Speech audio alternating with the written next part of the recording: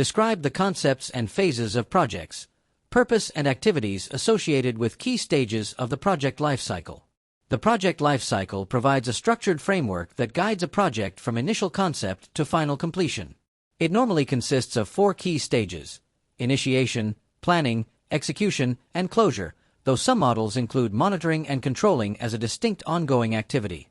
The purpose of defining these stages is to create clarity regarding responsibilities, decision points, and expected outputs at each step. By organizing a project into stages, teams can manage resources effectively, monitor progress, and identify issues early before they escalate. Each stage has distinct objectives but must remain aligned to overall project goals, stakeholder needs, and organizational strategy. The lifecycle also provides a basis for governance and accountability, ensuring that decisions such as approving scope changes or authorizing spending follow transparent procedures. Importantly, the project lifecycle is iterative rather than strictly linear. Learning and adjustments occur throughout. The lifecycle supports both control and flexibility, allowing projects to adapt while maintaining structure and discipline. The initiation stage focuses on defining the project's purpose, value, feasibility, and alignment with organizational objectives. This stage typically begins with identifying a need or problem and exploring potential solutions at a high level.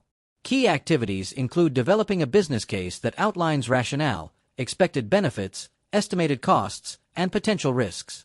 Stakeholders are identified, and their interests, expectations, and influence on the project are clarified.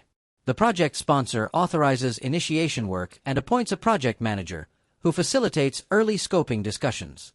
A preliminary statement of objectives and high-level requirements is produced, along with an initial assessment of constraints such as budget limits, technological availability, or regulatory conditions. The key output is often the project charter, which formally grants permission for planning to proceed.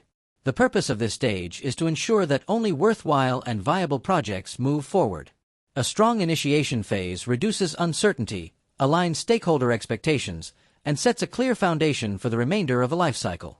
The planning stage translates the project's objectives into a detailed and actionable strategy.